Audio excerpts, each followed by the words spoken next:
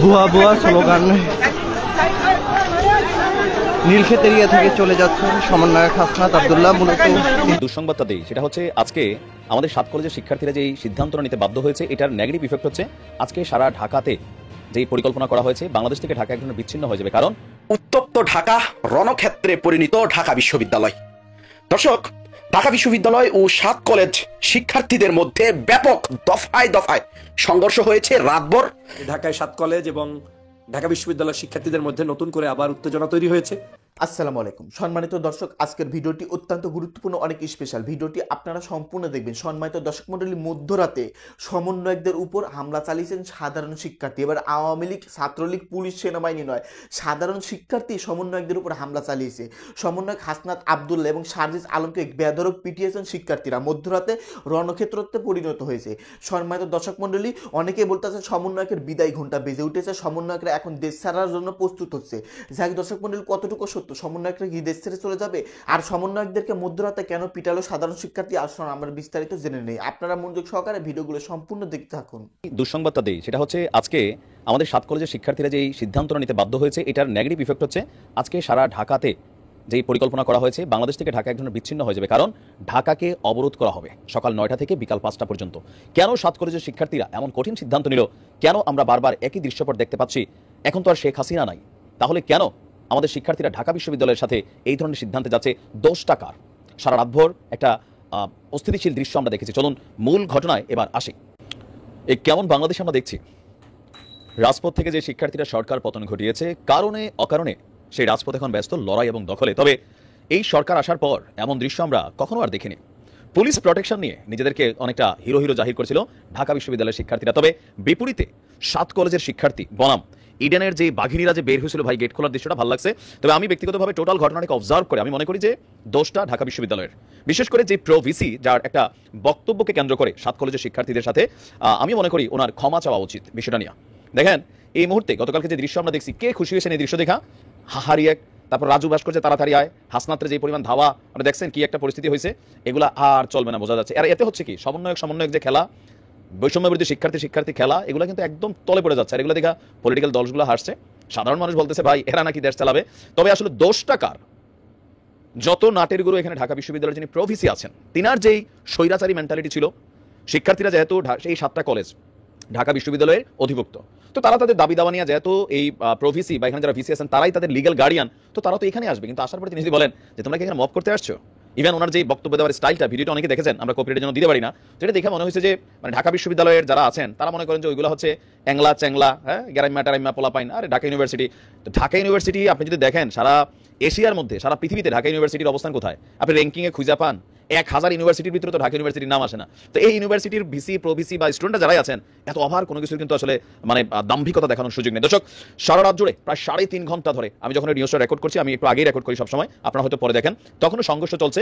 আহত শিক্ষার্থীদের সংখ্যা প্রায় 20 জন। এটা সঠিক তথ্য না, হয়তো তথ্যটাতে আরও আপডেট আসতে পারে আমার ধারণা। এখন 7 কলেজের শিক্ষার্থীরা তারা ঢাবির শিক্ষার্থীদেরকে যেই নোংরা ভাষায় ঢাবি চু ...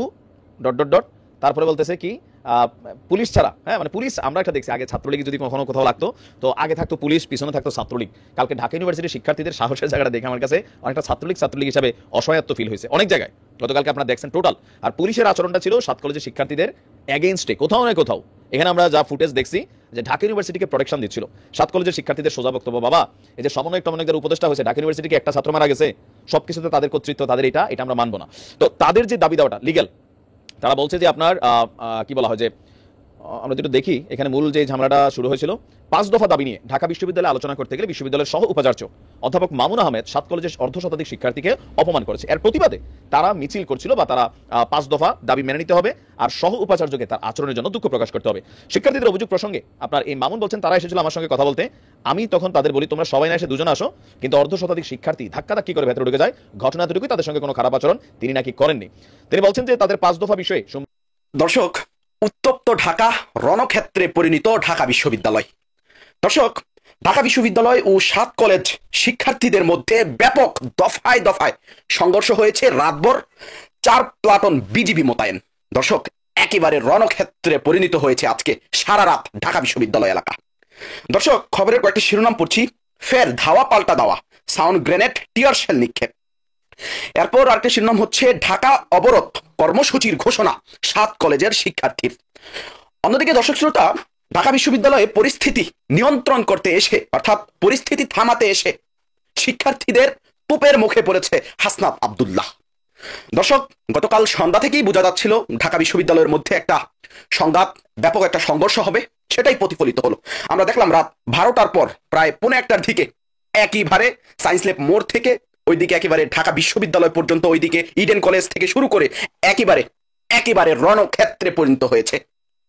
দর্শক, এর আগে আমরা দেখেছিলাম মিরপুর টেকনিক্যাল, ওই দিক দিয়ে আপনার একেবারে শাহবাগ, এর আগে সায়েন্স ল্যাব, পুরো ঢাকা শহরের সব গুরুত্বপূর্ণ এরিয়া, গুরুত্বপূর্ণ মোড়গুলো শিক্ষার্থীরা অবরোধ কর্মসূচি পালন করেছে। একটা সময় দর্শক শ্রোতা, ঢাকা বিশ্ববিদ্যালয়ে 7 কলেজ শিক্ষার্থীরা ঢুকার পর একেবারে তীব্র ব্যাপক দফায় দফায় সংঘর্ষ হয়। দর্শক, প্রতিনিয়ত এই দেশে সংঘর্ষ। এবার কি টিকে থাকতে পারবে অন্তর্বর্তীকালীন সরকার? দর্শক, কি হচ্ছে এবার দেশে? দর্শক, পুরো দেশ আবারও চলে যাচ্ছে পুরো অরাজকতায়। দর্শক, খবরের পুরো আপডেটটা কি কারণে 7 কলেজের শিক্ষার্থী এবং ঢাকা বিশ্ববিদ্যালয়ের শিক্ষার্থীদের মধ্যে দফায় দফায় রাতভর সংঘর্ষ হয়েছে, এর পিছনে কি এমন রহস্য? নাকি আওয়ামী লীগের ইন্ধনেই শিক্ষার্থীরা সংঘর্ষে জড়ালো? এই নিয়ে দর্শক শ্রোতা কিছু চাঞ্চল্যকর তথ্য আমার হাতে এসে উপস্থিত হয়েছে। আমি আপনাকে রিকোয়েস্ট করব পুরো তথ্যগুলো একটু মনোযোগ দিয়ে শুনবেন, কি কারণে রাতভর সংঘর্ষ হলো। খবরে বলা হচ্ছে ঢাবি ও 7 কলেজের শিক্ষার্থীদের মধ্যে তুমুল ব্যাপক দফায় দফায় পাল্টাপাল্টি সংঘর্ষ, বিজিবি মোতায়েন। বলা হচ্ছে ঢাবি প্রবিসির বাসভবন ঘেরাও করতে আসা 7 কলেজের শিক্ষার্থীদের ধাওয়া দিয়েছেন ঢাকা বিশ্ববিদ্যালয়ের শিক্ষার্থীরা। এতে 7 কলেজের শিক্ষার্থীরা পিছু হটে নীলক্ষেত মোড়ে অবস্থান নিয়েছে। তবে উভয় পক্ষের মধ্যে সংঘর্ষ, ধাওয়া পাল্টা দেওয়া, ইট পাটকেল নিক্ষেপ চলতে দেখা গিয়েছে। এক পর্যায়ে আমরা দেখেছি শত শত পুলিশ, 4 প্লাটুন বিজিবি এসে পরিস্থিতি নিয়ন্ত্রণ কোনোভাবেই করতে পারছে না। পুরো রণক্ষেত্র, পুরো সংঘর্ষে পুরো এলাকা জড়িয়ে গিয়েছে। দর্শক, এরপর বলা হচ্ছে খবরে রোববার 26শে জানুয়ারি রাত 12:15টার দিকে এই ঘটনার সূত্রপাত হয়। আমরা দেখলাম একেবারে ভোর রাত পর্যন্ত এই উত্তপ্ত পরিস্থিতি, এই সংঘর্ষ চলছে। নীলক্ষেত মোড়ে ঢাবি শিক্ষার্থী ও অধিভুক্ত 7 কলেজের শিক্ষার্থীরা মুখোমুখি অবস্থানে রয়েছে। দর্শক, চিন্তা করেছেন যে শিক্ষার্থীরা কাঁধে কাঁধ মিলিয়ে, হাতে হাত রেখে শেখ হাসিনাকে এবং আওয়ামী লীগকে ক্ষমতা থেকে সরিয়ে দিল, এবার সেই শিক্ষার্থীরা রাতভর সংঘর্ষে জড়ালো। বলা হচ্ছে কলেজের শিক্ষার্থীরা মুখোমুখি অবস্থানে রয়েছে 7 কলেজ এবং ঢাকা বিশ্ববিদ্যালয়ের। পরিস্থিতি স্বাভাবিক রাখতে পুলিশ সহ 4 প্লাটুন বিজিবি মোতায়েন করা হয়েছে। আমরা দেখেছি শত শত পুলিশ, বিজিবিও পারছে না শিক্ষার্থীদের এই ধাওয়াগুলো নিয়ন্ত্রণ করতে। এমনিতেই গতকাল আমরা দেখেছি শাহবাগ মোড়ে একেবারে শিক্ষকদের সাথে পুলিশের একটা রণক্ষেত্রে পরিণত হয়েছে। আমরা দেখেছি police tear gas, sound grenade, জলকামান দিয়ে শিক্ষকদেরকে একেবারে মাটিতে শোয়াই ফেলেছে। এমনিতে এই ঘটনাটি নিয়ে দিনভর একেবারে উত্তপ্তময় একটা পরিস্থিতি গিয়েছে। আবার দর্শক শ্রোতা, রাতে ঘটলো এই ঘটনা। এবার কি প্রশ্ন জেগেছে সবার মাঝে, অন্তর্বর্তীকালীন সরকার কি টিকে থাকতে পারবে?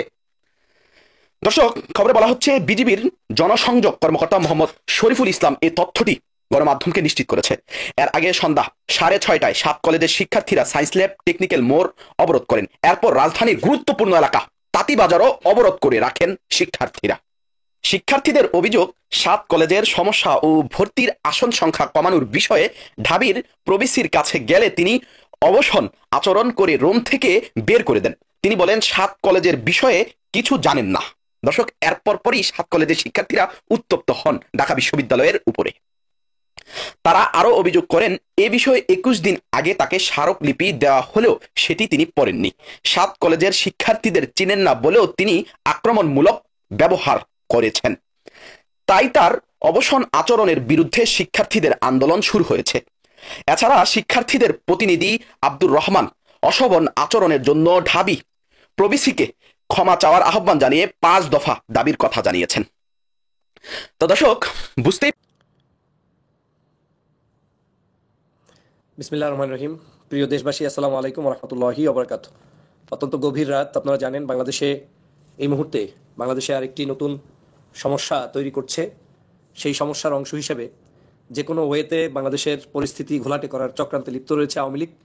তারা নামে বেনামে বিভিন্ন সংস্থার মাধ্যমে এই দেশটাকে অশান্ত করতে চায়। তারই অংশ হিসেবেই আমি মনে করি সাম্প্রতিক সময় বেশ কিছু সমস্যা তৈরি হয়েছে বাংলাদেশে কিছু ন্যায্য দাবি রয়েছে, সেটা ভিন্ন জিনিস, কিন্তু অবেলায় ন্যায্য দাবি, অনাহুতভাবে বিভিন্ন ধরনের চক্রান্তে ইন্ধন যোগানো, এটা এক ধরনের ষড়যন্ত্র, এটা এক ধরনের চরমভাবে বাংলাদেশকে ক্ষতিগ্রস্ত করার চক্রান্ত। সেই হিসেবে আপনারা জানেন এই মুহূর্তে ঢাকায়, আমার যদি মিস্টেক না হয়ে থাকে তাহলে আপনারা কিছুক্ষণ আগেই দেখেছেন যে ঢাকায় 7 কলেজ এবং ঢাকা বিশ্ববিদ্যালয়ের শিক্ষার্থীদের মধ্যে নতুন করে আবার উত্তেজনা তৈরি হয়েছে।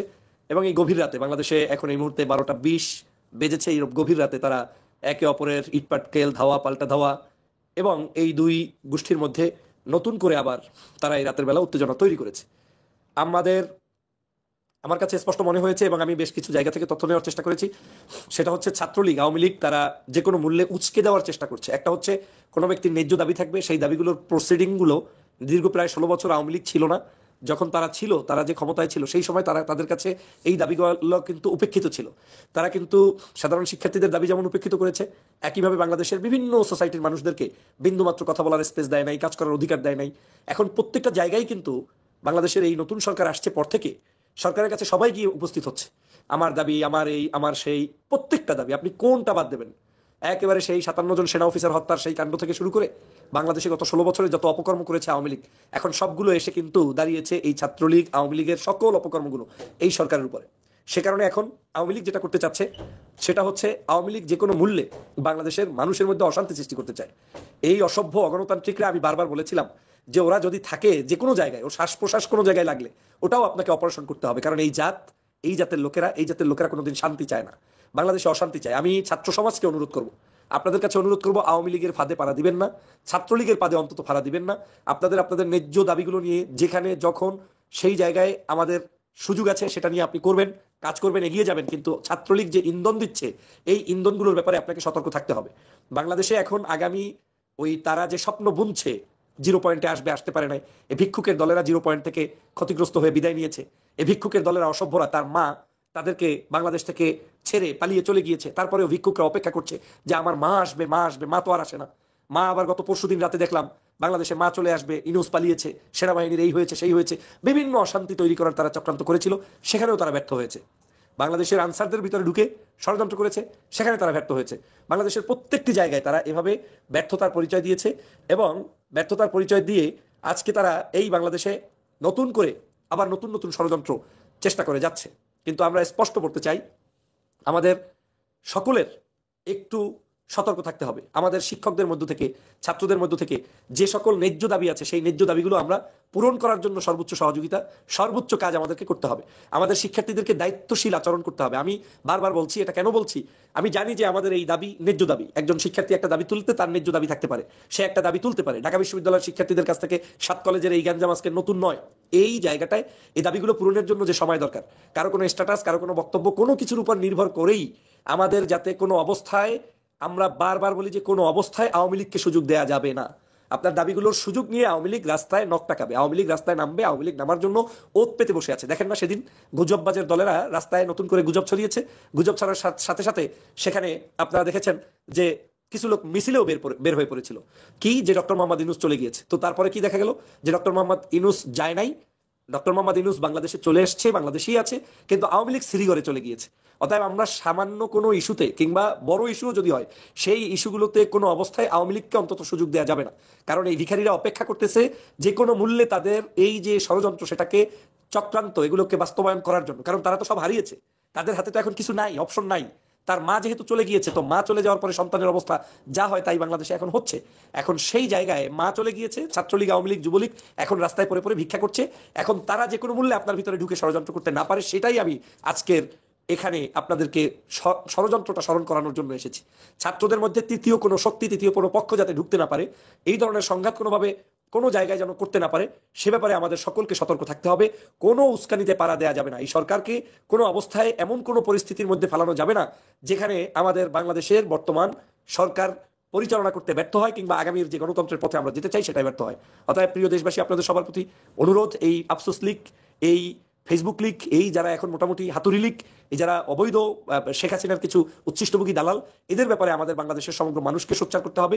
এরা জীবনেও বাংলাদেশে আমি আপনাকে চ্যালেঞ্জ করে বলতে পারি, খামাখা বিভিন্ন ধরনের চক্রান্ত করতে পারবে, পিছনে পিছনে মানুষকে উচকে দিতে পারবে। যারা যারা সেদিন রাতে বলেছে, আমি একটা ভিডিও দিয়েছি, আপনারা দেখেছেন, যে সেনাবাহিনী আজকে রাতে নিয়ে নিচ্ছে, যমুনা টেলিভিশন বলছে, এই করছে, এই শালারা এখন কি কানের মধ্যে তুলা লাগিয়ে বসে আছে? সম্মানিত দর্শক, আপনারা বিস্তারিত ভিডিওতে দেখতে পারলেন চাঞ্চল্যকর তথ্য। সমন্বয়ক হাসনাত আবদুল্লাহ, সমন্বয়ক সার্জিস আলম এবং অনেক সমন্বয়ককে ইচ্ছা মতন পিটিয়েছে শিক্ষার্থীরা রণক্ষেত্র বানিয়েছেন সেদিন রাতে। সম্মানিত দর্শক মণ্ডলী, ইচ্ছা মতন সেদিন সমন্বয়কদের উপর বেধড়ক গণধোলাই দিয়েছেন।